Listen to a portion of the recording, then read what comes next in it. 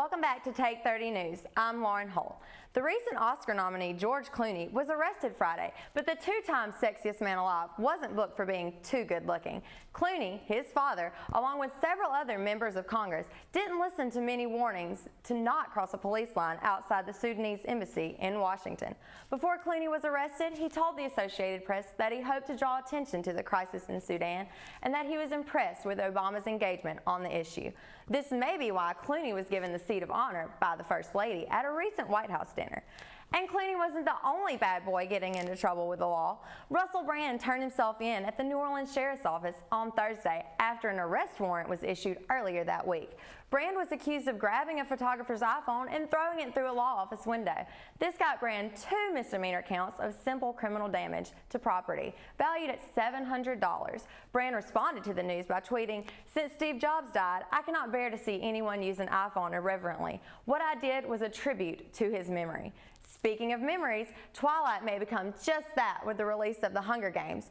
Judging by the advanced ticket sales, The Hunger Games is way ahead of the Twilight first installment. The Hunger Games is also projected to hit $100 million in its first 3 days in theaters. To compare, Twilight grossed $70 million in its opening 3-day debut. Not to mention IMAX. The Hunger Games will be showing at 270 IMAX theaters, whereas the original Twilight had no IMAX viewings. The most overshadowing element of The Hunger Games, however, may be the appeal to both males and females. We'll just have to see if the chosen teens who fight to the death will be able to beat out the epic love triangle between a werewolf, vampire, and human.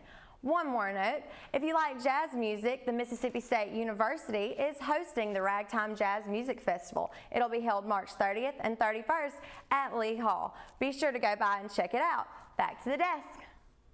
Now that spring break's over, one of my questions is, what did you do for spring break? I had a really good break, actually. I got to travel a little bit, went to the beach for a few days, still nursing the sunburn a little bit, but it was a really good break. And now it's back to the grind, back to school. We wish all of you the best of luck in the rest of your semester.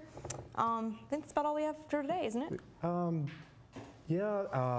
I guess with classes being back in session,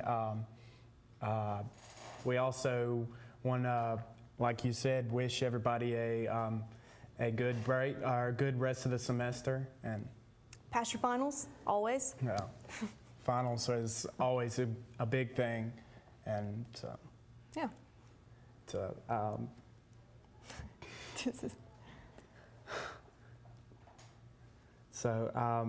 We want to thank you. My name is Newman Kazari, and we want to thank you. And